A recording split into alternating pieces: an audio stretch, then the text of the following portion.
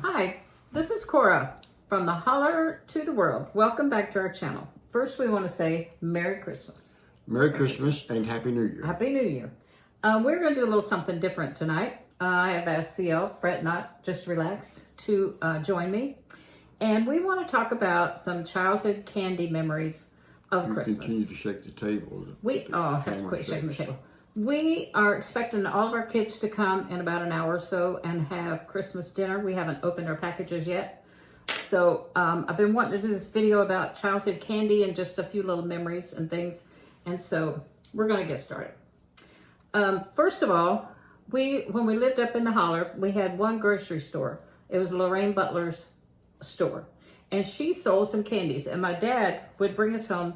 The main thing we got for gifts was candy and oranges, apples, and sometimes we would get a toy if there was a supply in at the store. But every year we could count on having all kinds of candy. And so that's from the tradition from my side of the family was my dad would come in with brown paper bags full of candies. There would be candy like this, which is a chocolate cream dot. We have to taste it. Want to taste this? Taste one? It's chocolate and has cream inside, and it's a little mound. Very delicious, but not really what children like. It's kind of creamy inside, but we don't really eat these much anymore. I'm very childlike. I don't like it. I got us a glass of water for in between. Okay, and another childhood memory, I have mine, was this is a coconut bonbon. So you want to choose a color of the coconut bonbon? That I might like, yes. All right, let's Is have that one too? Yeah, it's coconut bonbon. It's a chocolate coconut bonbon. And they sold these at Lorraine's. That's chocolate inside. Oh, it is chocolate. Wonder if they're all chocolate. I don't know. I just bought these because they sounded like the old candy we used to have. Oh, that was white. So I got us a napkin, and we have some water. And My napkin's wet. yeah, I made it a little wet because our fingers will get sticky from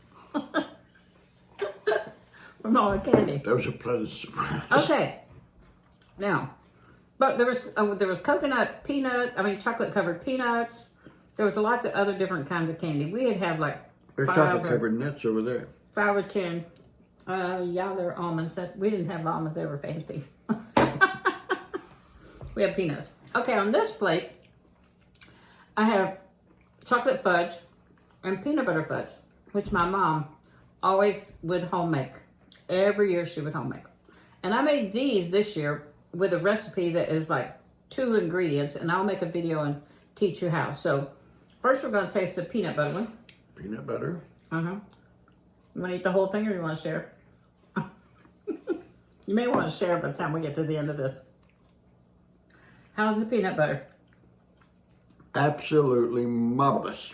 Okay. A faint hint of the peanut butter and a slight hint of the almond. And just a smoozy little piece of vanilla. And then there's the peanut and the M&M. There's no all kind almond of in fits that. together into that one peanut butter fudge. It's incredible. There's nothing in there but peanut butter. Oh, No almond. Okay. And then my mom would make chocolate fudge, which we used to have with crackers, because if you eat a whole ton of your mom's peanut butter fudge, you're going to have something salty. Here's the peanut butter fudge. That is delicious. We haven't had supper yet, incidentally. So, okay.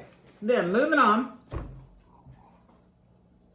This was another thing my mom would make, and I did make this, except I made it with cashews. But it's supposed to be peanut brittle, and I made it. And I got a recipe from a guy who's from the Maysville area. Come sit at my table. If you get a chance to watch his video, he's a great cook. Come sit at my table.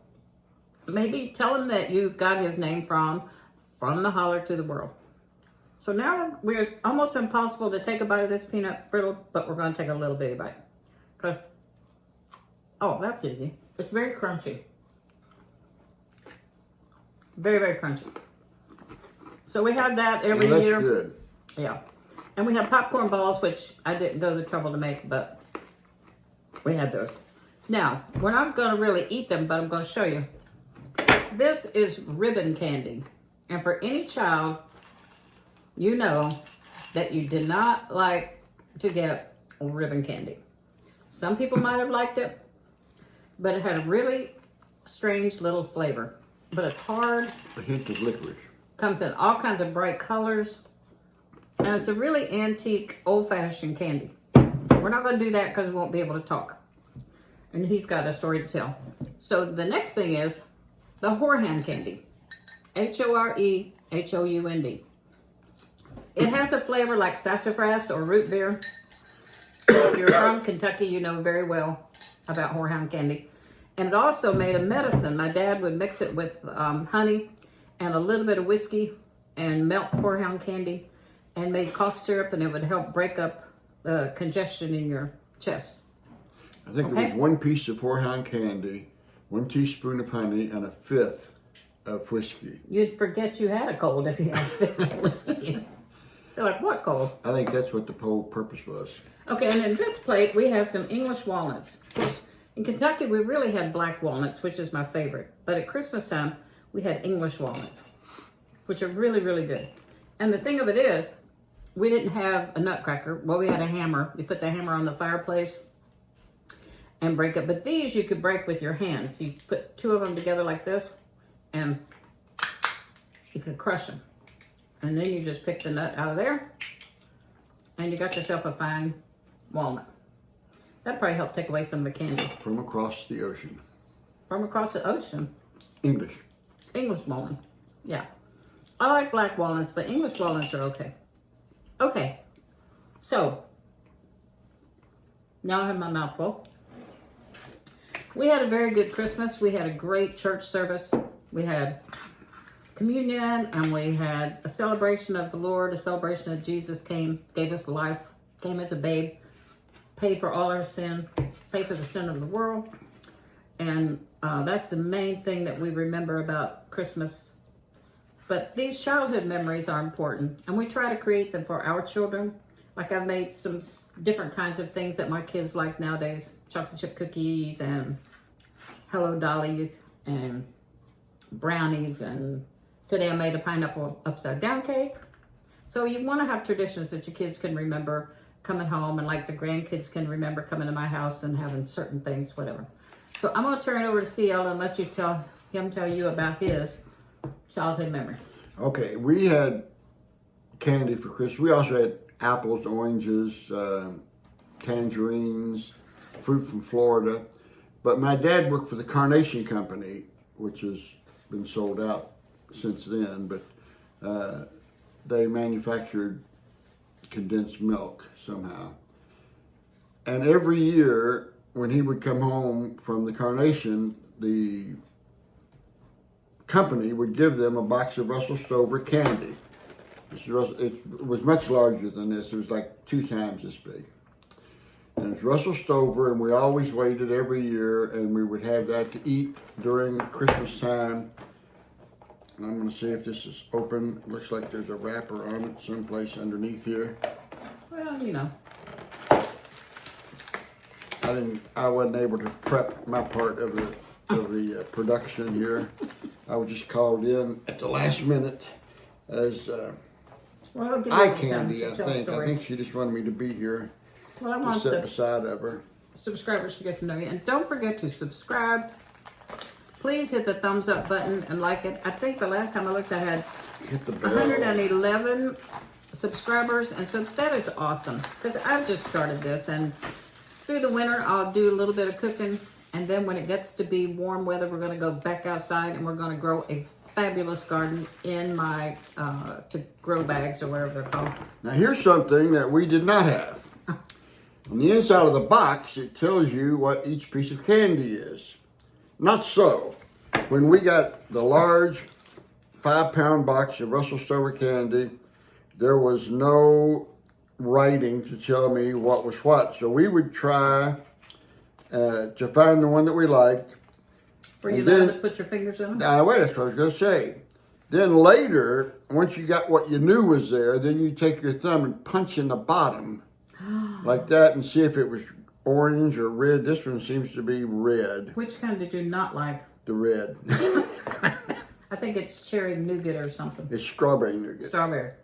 And then this one, What's our favorite? the coconut. I do not Is see it it. in there? I don't see one I think on they've this, in taken this it box.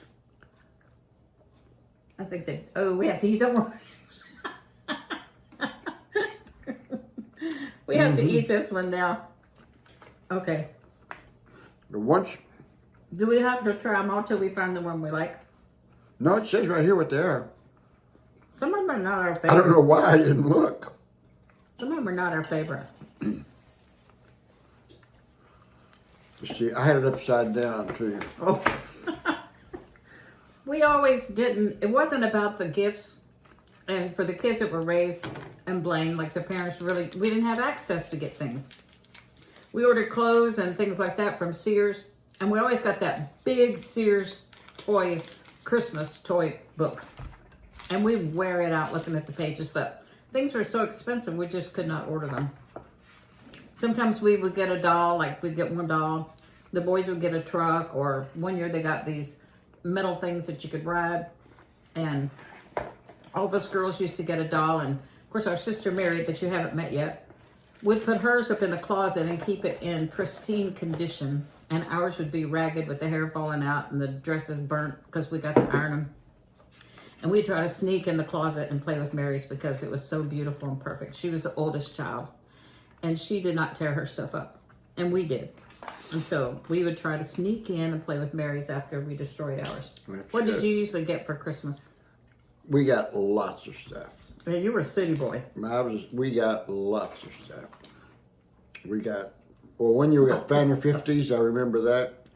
We could fan that cap gun and make it pop. We got rifles and shotguns. As we got older, we got real guns. We got, it's hard to remember. We just Lots had, of clothes. yeah, we had just stuff, lots of stuff. After we got older, our mom, we'd go pick out a new outfit, get a new sweater. And back then it was wool sweaters and wool skirts to match. It was just awesome. Or we'd get new shoes. But early on, the family, we didn't have a whole lot of money when we were little bitty. But once we got in high school, then the big thrill was to go back to school with a new outfit and a new sweater. Did you go back to school with a new outfit? I don't really remember. I bet your mom got you a new sweater. Again, I don't really remember, but she probably did. All right. I think we're going to leave you here. I've got to finish cooking and preparing for my children to come home and have dinner. We're going to open presents later. Are we live now? We are live. Because I could say, once No, you no, no. watch this thing rocking back and forth, Oh, you may not put it Your on arms the are on air. there, too. I don't move. I wiggle. She's more nervous than I, and she's the old pro. I'm just here to say hi. Tell you that I lived the life of a little rich boy, I guess. I don't know. Oh, touch you. Well, no, my dad was very frugal. He didn't make good money, but he was very frugal. And he's 97 years old today and has enough money to live on. He's still frugal. Yeah, he's still frugal. He wants to know where every penny. And no one's taking care of him. He's taking care of what he put away. And He said if you live week to week, you haven't made any money. You've made a living, but you haven't made any money. Unless you have some money saved that you haven't spent, you haven't made any money. But you can make a living. And he's right. he had never heard, well, the guy wasn't born that does all that Dave finance. Ramsey. Dave Ramsey. But he had Dave Ramsey's principle, pay this, pay yourself, pay, yeah, he had all that going way long before Dave Ramsey was ever thought about. And it paid off for him. He's 97 years old and he's still self-sufficient. So So we're going to salute you with our, these are Kentucky Derby glasses that I found at Ollie's, I believe. They are the 145th running of Kentucky Derby. this is filtered water. Yeah, it's filtered water. So we're going to sign off and say goodnight, Merry Christmas, and a Happy New Year.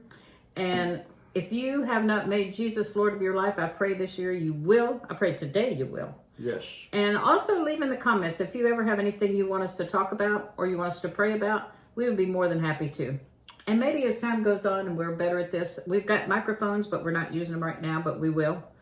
We are going to do maybe like a little Bible study, or we'll cook something together. He makes good French toast. I could be the assistant. And he can teach you how to make his mama Ramona's French toast. It's the best. It is best awesome, French toast. awesome good. It's not like your regular French toast. It's really good. So we're going to sign off and say we love you, and please subscribe, share with your friends and family. If you enjoy it and you like seeing us on here talking, leave us a comment. I tried to look at all the comments. So far I don't have many, maybe 10 or 20. It's easy to keep up. Easy to keep up so far. I don't know about, when it gets going really good. So that's all for tonight. We're going to sign off and say be blessed. All right. Good night.